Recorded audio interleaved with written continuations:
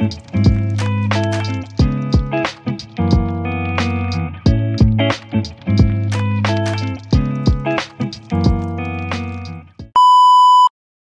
up, mga monkeys? Mom Rapper here with the Glaces.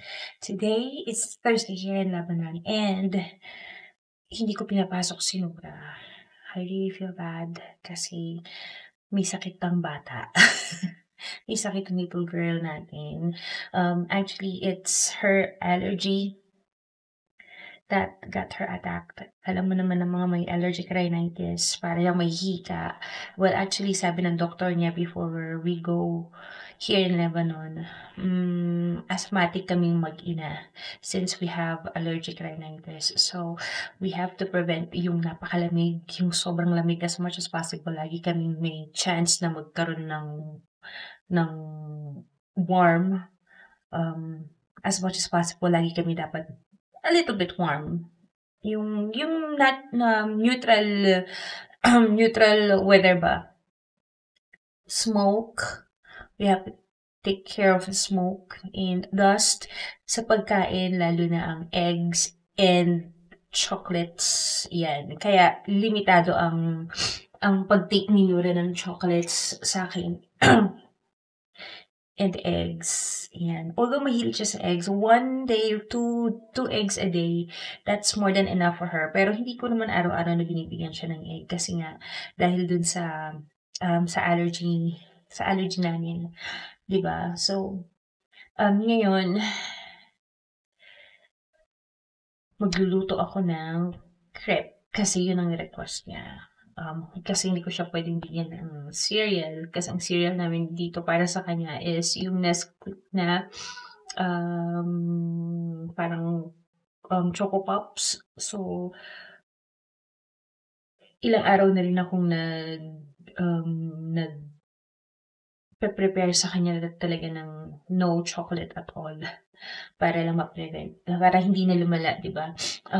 Kagabi medyo feverish siya, maybe because of the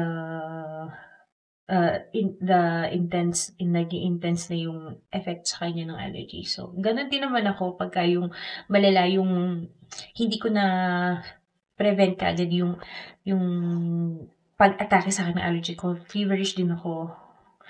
Kaya, I know how to handle her. So, ngayon, gawan natin siya ng crepe. Okay, I'll show you how I make it. And for the recipe, we can take note of the ingredients that we're going to use for our crepe. And first, for our dry ingredients, all you need to have is 1 cup of flour, 2 tablespoons of sugar, 3 tablespoons of powdered milk, and 1 teaspoon of vanilla sugar, or you can use a vanilla syrup as well.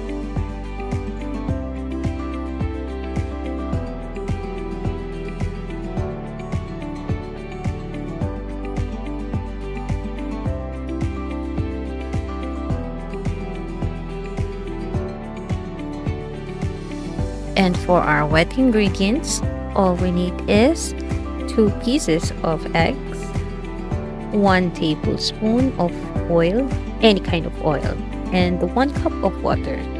And you may add more as needed.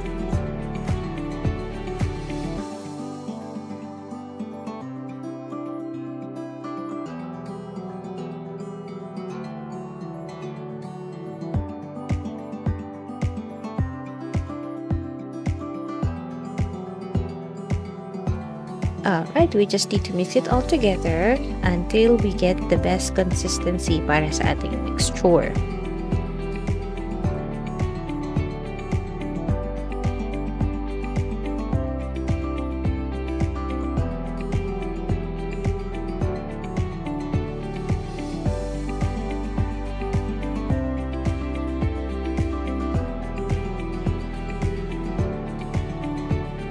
And here, as you can see, nag-add pa ako ng konting tubig kasi masyado pang malapot.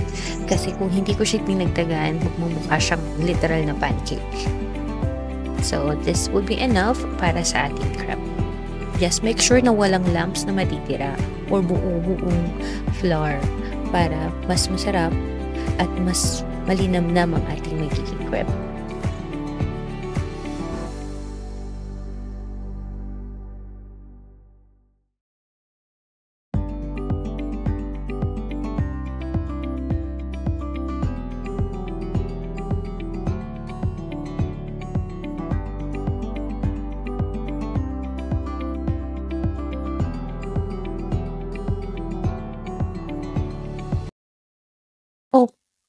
On our pan, make sure na ang apoy natin is on a very low fire para hindi masunog ang ating pancake sa una nating lagay.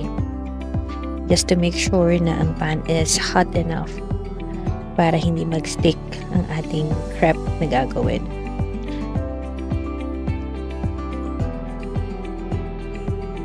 At dahil malamig dito ngayon, kinakailangan kong i-feel through my hand yung init ng pan. But just to make sure na hindi mag-stick ang ating crepe.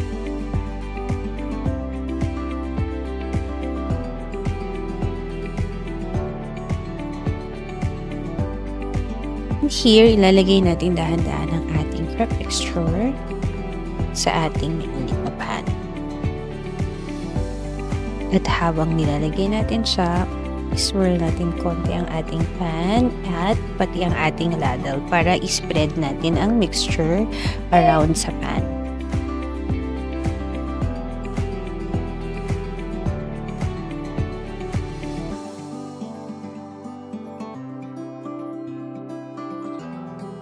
Make sure na very light lang ang ating pag-spread ng mixture para hindi sumama yung ating mixture sa ladle.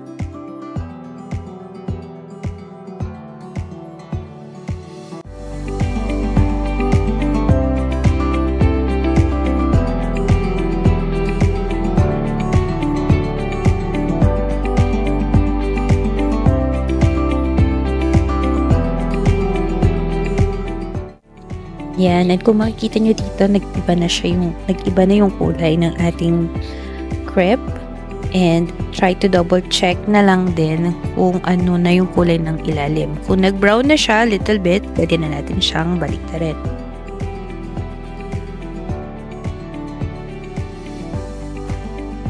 Ayan, ito yung sinasabi kong light lang dapat ang paghawak natin sa ladle. Kasi muntik na siya sumama. O, diba? Makikita siya sa texture ng kabilang side.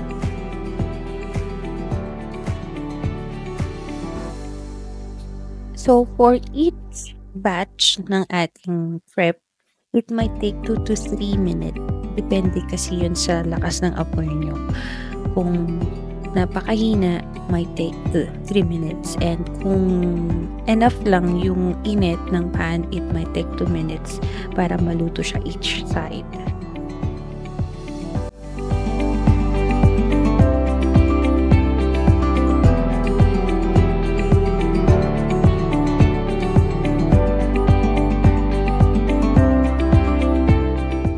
Yan, it's time to turn it over.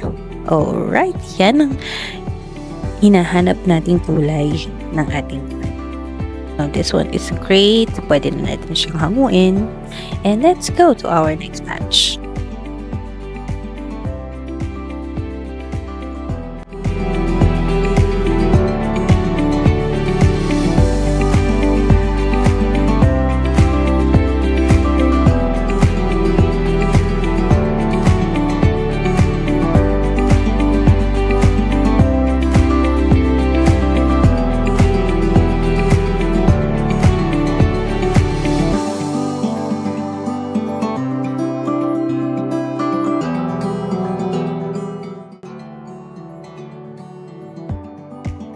Ayan, so 1 cup mixture ng ating flour, nakagawa tayo ng around 7 pieces of crepes.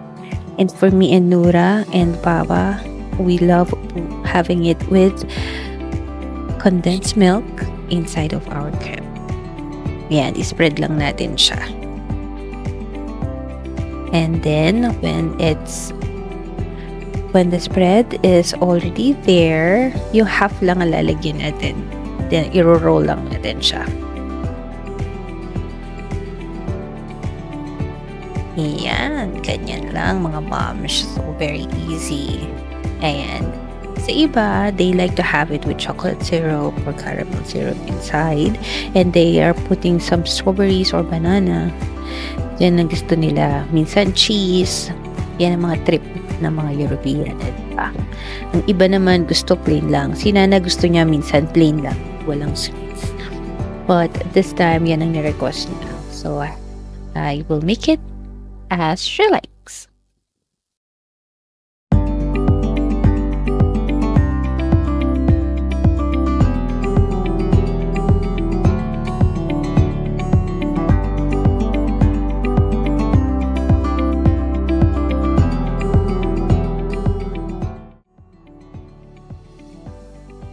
Yeah, so our breakfast is already ready. Now we got some crepes, banana, and pears para kay Nana. So let's go. Let's feed her.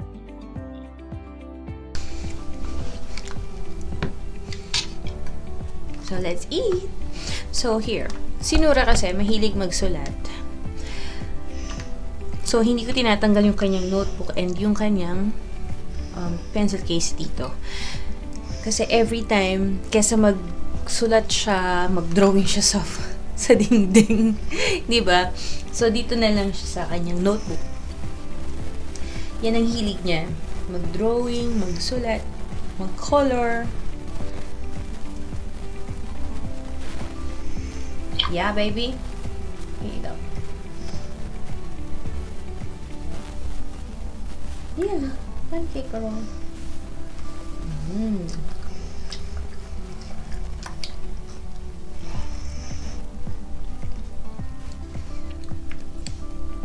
Sa akin, hindi nawawala. Hindi nawawala dito sa bahay ang saging kasi potassium, source of potassium is really needed to our body. So, lagi yan.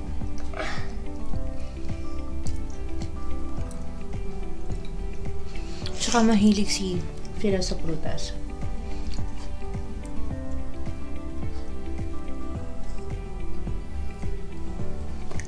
Mahilig si Papa sa prutas. Parang si Nana. Napakahilig sa prutas. Hindi siya mahirap pakainin ng fruits.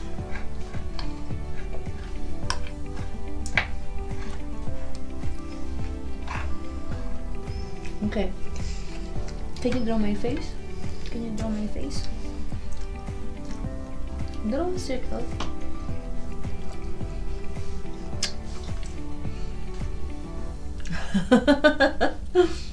It's like a tear. It's like a drop of water. It's okay. You can try another one.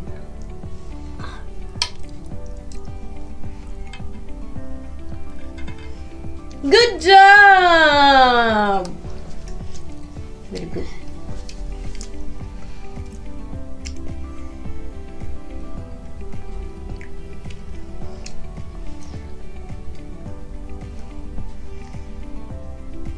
Laki ng mata. I will make my eyes like this.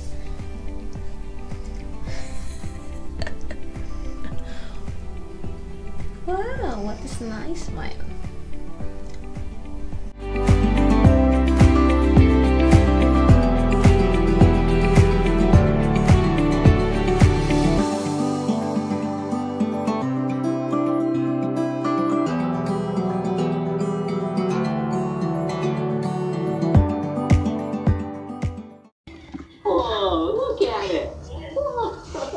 We're done eating. Baby, can you close the door, please?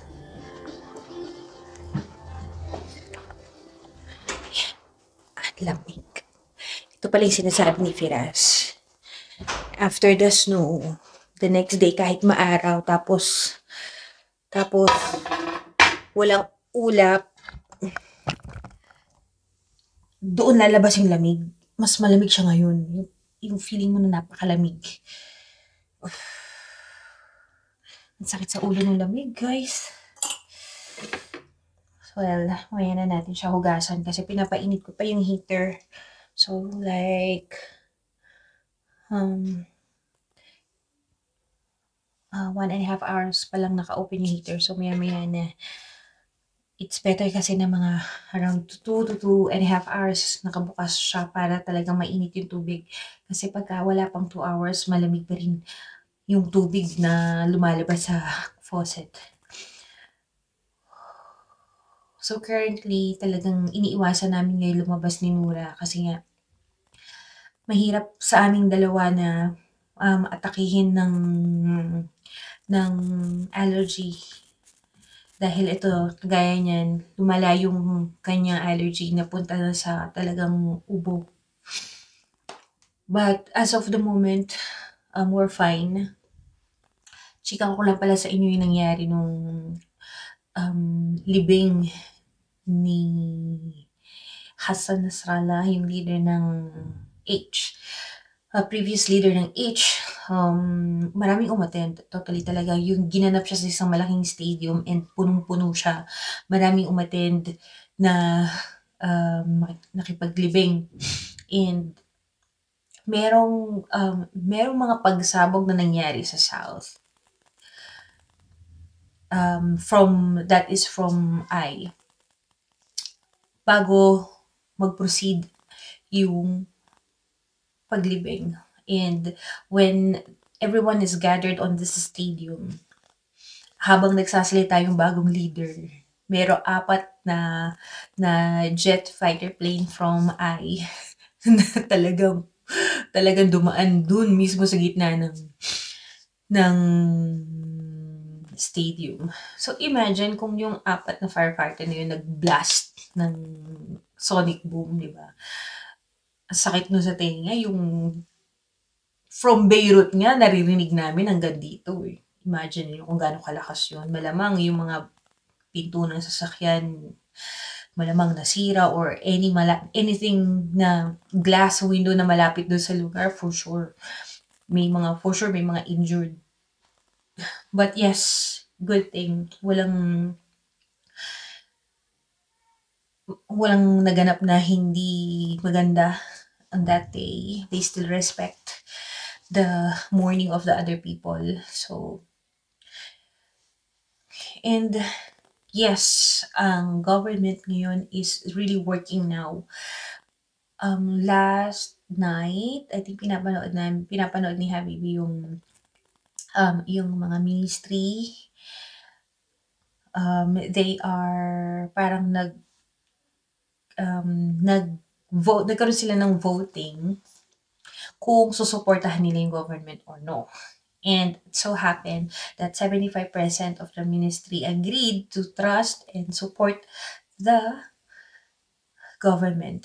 So eventually, the government will start working on the salary and the price of the Lebanese lira. So, parang umangat na siya. Once kasi na itaas na nila yung sahod ng military and yung private government employees and yung private employees, doon na mag-i-start yung cycle ng kanilang economy. May mga bank na magbubukas that is regulated by the government. Babantayan nila yon para hindi na masira yung tiwala ng tao sa mga bangko. And much more, pag ano nang nangyari, unti-unti nang ulit babangon. Inshallah, unti-unti nang babangon ulit ang Lebanon. Sabi kasi ni Habibi last night, sabi ko, tinanong ko, so ano naging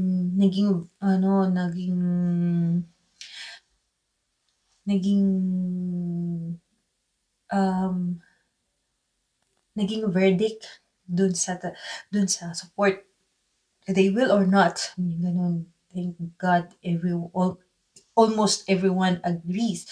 Like 75%. So, 75% of the ministries approve and put their trust on the government, on the president. So, inshallah, magbalik ulit sa dating sa dating sigla ang Lebanon, di ba? Kasi pagka ganyan, may iwasan niya yung ang problema lang kasi ng Lebanon, tingin ko, walang malaking bansa ang pumuprotekta dito eh.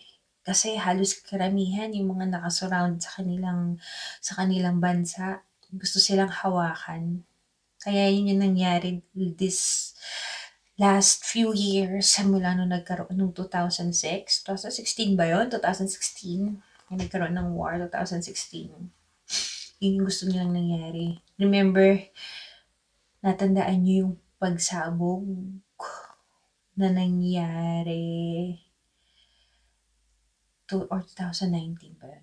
Remember yung pagsabog na nangyari sa port?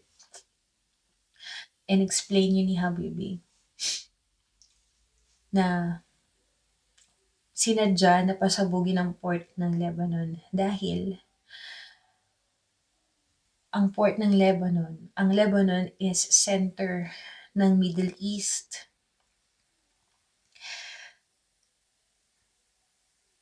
Na lahat na nanggagaling from Europe, bumabagsak ng Lebanon first, and then going to their designated country in Middle East. Sabi nga niya. Sabi ko nga kung magkakaroon lang ng malaking airport ng Lebanon, apakaganda ng magiging tourism dito. Una, maliit lang ang Lebanon, but ang daming magagandang lugar.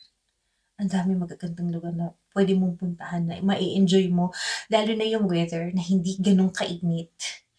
'Di ba? Na normal yung temperature. Tapos yung mga nasa ibang bansa na gusto ng malamig na weather, kagaya ng mga Saudi, mga Qatari, Kuwaiti. Yan, madalas daw yan dito. Actually, yung mga malalaking bahay na nakikita nyo sa videos before, mga na-upload ko, yung mga hindi pa tapos yung mga malalaking villa, mga ibang lahi daw ang may-ari noon, sabi ni Habibi. Kasi pumupunta talaga sila dito. Lalo na pagka-winter. Kasi gusto nilang maranasan yung snow, tsaka yung winter time. Pero nga, nagkaroon na ng gyera, karamihan hindi natapos, karamihan hindi nauuwian ng mga may-ari. Dahil nga sa gulo. Pero now, hopefully magdire-diretso na, magtuloy-tuloy na ang pagbangon ng Lebanon, di ba? So guys, next time, hopefully makapag-share ako sa inyo ng isa pang mas reliable na source. And yes, I'll try to show you kung anong Lebanese dish ang pwede kong i-share sa inyo next time. Alright, thank you so much for watching, guys. Have a blessed day and God bless you always. Please give me a like on this video and subscribe to our channel. Alright, see you. Bye.